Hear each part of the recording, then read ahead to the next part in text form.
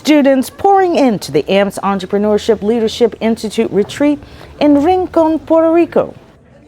It's the second time AMPS International LLC, in partnership with the USDA Natural Resources Conservation Service, have reached out to high school and college-age students to generate interest in the field of agriculture and conservation in that region. Because life is about relationships, period. They say, well, you should have a good education. Yes, you should have a good education. But if you don't have a good education and you don't know anybody, what are you going to do with it? It's hard for you to get a job. Wouldn't it be easier to get an opportunity or a job if you knew someone at that company?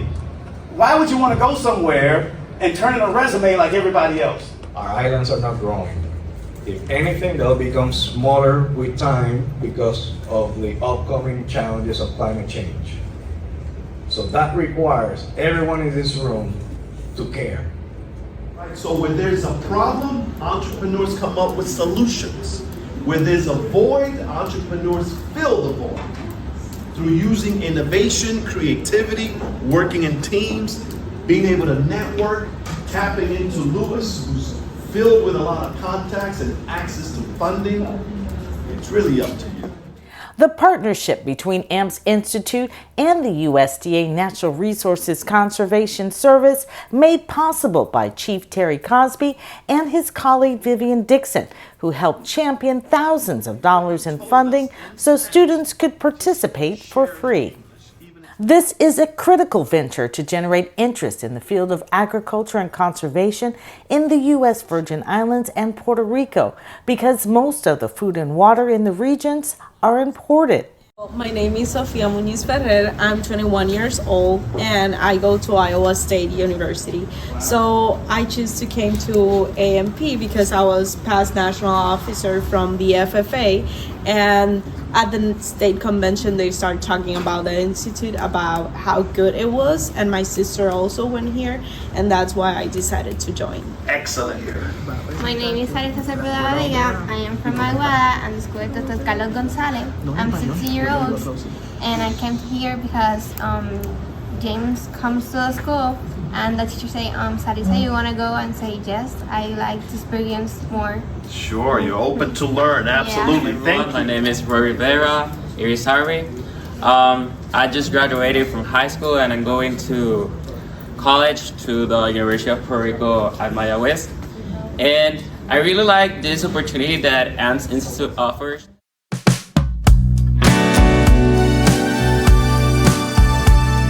What's the name of the person who referred you? What's her name? Miriam. Miriam. Speak to the camera and tell Miriam, thank you because I learned so much, and express to her what you've learned. Miriam, thank you so much for the opportunity that you give me. And I met a lot of people. The director of the USDA, I didn't imagine that I was going to meet him. And that's all. Thank you, Miriam. Thank you so much. Good enough. Good enough. My name is Faith Bishop. I'm from Maryland. I just graduated Frederick Douglass High School and I'm going to the University of Maryland Eastern Shore. I'm here because I want to learn about different agricultural systems like around the world, and I also want to pursue a career in farming. Thank you so much. Thank you for coming from so far to here. First time in Puerto Rico? Yeah. What do you think so far? I love it, and I'm going to come back. By night's end, participants were placed in teams preparing for their pitch. So our solution is to design custom-made garden beds out of recycled materials, judging by what type of plants you want to grow. Entonces lo vamos a estar realizando mediante muchísimas redes sociales, abarcando lo que son las redes sociales, la televisión, la radio, periódico y blogs. And we're going to be promoting those businesses using the social media, blogs, TV, and like everything that has to do with social media. Our slogan is get the help you need in the time you need, and our service is expertise consultant for the farmers and agronomers that need the help or expertise in their day-to-day problems. Our main goal is to create some types of machines that are AI powered, because everyone is using AI nowadays, and some sensors that could tell you about the soil, and some drones that could wake up in the morning like at 7 a.m. and water the crops and everything like that. Our company's name is going to be Green Hands, and the slogan is from the soil to your hands. This would be a woman-owned company. After a good night's sleep, it was time to charge up and head out to the farms. A windy trip through the mountains leading us to Cafe Mis Abuelos. You run through it once, just picking only the red bean, right? So leaving all those green beans behind, and then you circle back by the time, because it takes a while to go through a certain area and pick everything that's there. And then by the time you're done with that area, a lot of those green beans that were left behind are going to ripen, right? So you circle back and you do that a second time, and then the third time you just pick everything that's left. That's a very ideal scenario.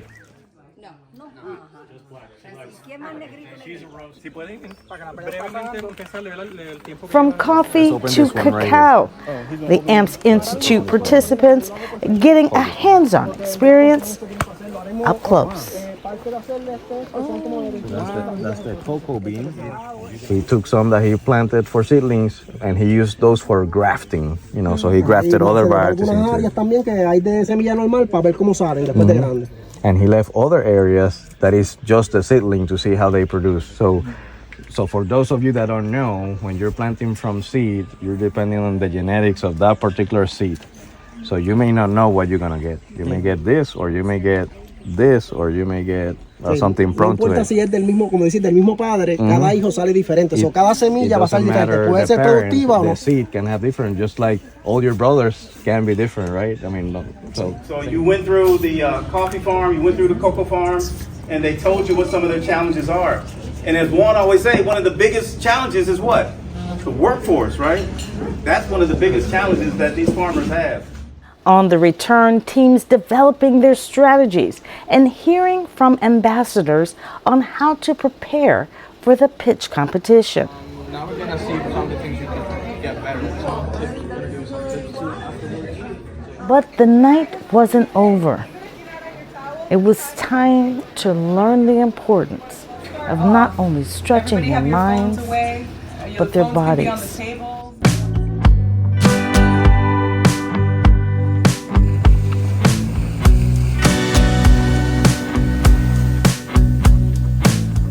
Think about what you went through when you came here. You had to be put into groups, and those groups became business partners and became one business. And so in that business, you all had to go through a lot of stuff, and you had to use a lot of skills that you probably didn't even think you needed to use. You had to use your communication skills. You had to use something that you're not taught in school, which is your listening skill. Conflict resolution. Sometimes you all didn't agree with something. So you had to figure out, how do I get my creativity back into this group even though I don't agree with what's going on? I've got to speak up. So you all went through a lot of stuff, and you didn't know you were going through it. So you have to be proud of the fact that you started something and now you finished something. Because what we did was we raised the bar for you.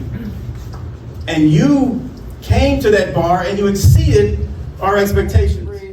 With the introduction of the judges, including 2 from Alabama, the pitch competition got underway. First up, a team with a business they call Growing Solutions, creating hydroponic systems and customized garden beds. Our 3 competitors are Freight Farms, 10th Acre Farms, and Local Landscapers. Different from us, we specialize in 3 different aspects, while those only specialize in one. I am a farmer myself, or I've been gardening for about 4 years. And this is something that is needed. Who is your target market? We want to target everyone who wants to maybe have a opportunity to be sustainable on what is grown or on what they consume. But not everyone can do it because maybe of space, or not everyone has the knowledge or time, or they just don't want to get to the backyard and build a garden. So that's why we wanted to bring the garden itself already built, manufactured, and we want to target, doesn't matter if they're low income or high income, everyone has the opportunity.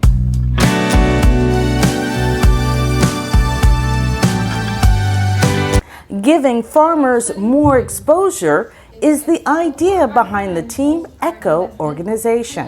Echo organization is a communication-based organization that brings value to the farmers and the general environmental community.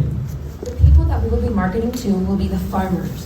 Why? Because there's like many different little businesses, like agricultural businesses that you don't know about and that need more recognition, more promotion. So if I'm not mistaken, I heard you guys say that instead of having to look for an applicant, the applicant would find you. We got this solution that when you go to the website, you see these people that want to get hired, but in the best position that they can get. So you're gonna be able to not only see their resume, but to tell them what they can get or be benefited in your company. The company Green for Help, creating an international interactive consulting website for those in the agricultural and conservation industries. Like AI just answer the questions like right away, but with this app that we have, we can consult with you and we can help you like face to face. How we're gonna go and find those clients, those people that are gonna be interested on our company? Well, we have social media. Social media is true or key to find those young generation and inform them of our company. So what a business is going to be is an attribute and an asset for these farmers all around across the world.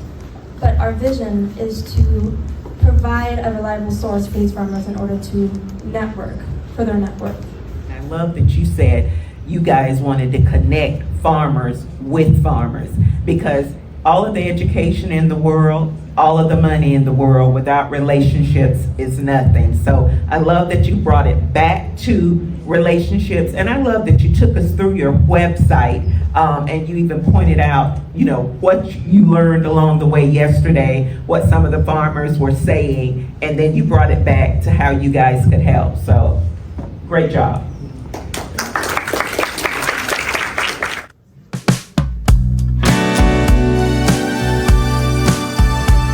Agri AI offering up a solution for farmers struggling to maintain a consistent workforce by using drones and sensors. Let's start by saying that our business is based and is inspired by conservation, agriculture, and agri. Here you can see our team, and you can see also our logo. In our logo, we have what is a drone, and in the top of the drone, we have some sensors. We have the chance to change the impact on climate change and preserve nature. Using this technology, I think it's a great idea. I mean, it will definitely help us at Green Sky. So did you guys think of this idea the last few days, or did you benchmark to come up with this idea for this sensor? Because I think this is a great idea. Yeah. But is this something that is out there and you benchmarked off of this, or did you guys come together and create this all of a sudden? So we created this idea. Wow. We know that there's drones that do the stuff, but people have to control it. And we created an idea that some engineers can create a sensor, and the sensor is gonna do everything for you. And the sensor is gonna communicate with the drone even. Great idea. I would encourage you guys to trademark it. Let's welcome Green Hands. Finally, the company Green Hands looking to create a connection between the customer and the crop. It's going to be a type of U-pick farm. How Juan mentioned, this is seen in the United States, but here in Puerto Rico, we don't have it. So people are going to go through our farms, and they're going to have a basket just like this, and they're going to be able to pick up their own produce. And when they do this, the first couple of times people go, they're going to go and see it as a fun activity with the family. But after a while, when they go to other supermarkets, they say, wait, I'm buying something here, and I don't even know where it's coming from. Green Hands will be from everybody, from the smallest child to a senior citizen. So for price, we got a $5 per basket. Each basket will have 3 products. This logo has a hand carrying a plant. This represents improving your well-being by choosing agriculture. How are you going to deal with the startup cost? Your startup cost is $2,000.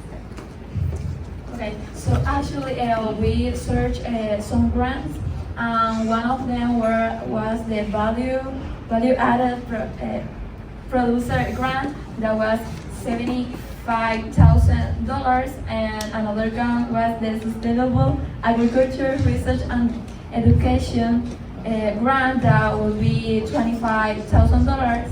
In total, 100, so will be over the startup investment. First place for the AMPS Institute, Entrepreneur Institute for 2024 is Agri AI.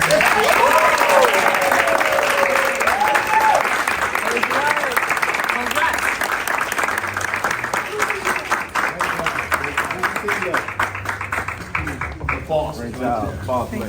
Thanks to these opportunities program, we had 3 students that are interested in working for us, and today they're intern with USDA and RCS in the Caribbean. We have one intern that is from St. Croix and 2 interns that are from Puerto Rico. So it is proof that information is power, and it takes results into what we're trying to do, right? These are 3 students that may or may have not known about NRCS, and now they're working with us thanks to the exposure that they have through NRCS and James AMPS Institute. So again, we're looking forward to continuing this type of efforts and continue attracting youth into agriculture and conservation. Hi, my name is Roy Rivera, and I'm glad that I had this experience because it opens you many doors for your future and your career. And how was the food? The food was delicious and really good service. Really recommend it. The mindset that I'm gonna remember is passion, because I feel like if you're passionate for something, like even if nobody believes in your business, if you have enough passion, like you can grow your business and you can show them that, oh my God, even though you didn't believe in me, like I had this passion, like the mindset of passion. We were in the last day of the camp, and we stay up at 3 a.m. doing the work in one of the rooms because we couldn't go outside to do it, and that was one of the most significant experiences that I'm going to have, that I have to stay awake until 3 a.m. doing the work and doing the stuff with my roommates and with my co-workers. One thing that was said at first, if you want to have something that you never had, you need to do something that you never have did before. It has been a great experience. It's my first time at an AMP Institute retreat. I have been to many retreats and many youth experiences, but this one is completely different. It's unique. It's a unique experience. So my expectations were high. This really out of the water. It was great experience for me. I hope to be able to get everything I learned here, to be able to increase funding for the Institute so we can look for more funding and so we can do this in more cities for the students. This is something that is needed and is great. So that's my objective.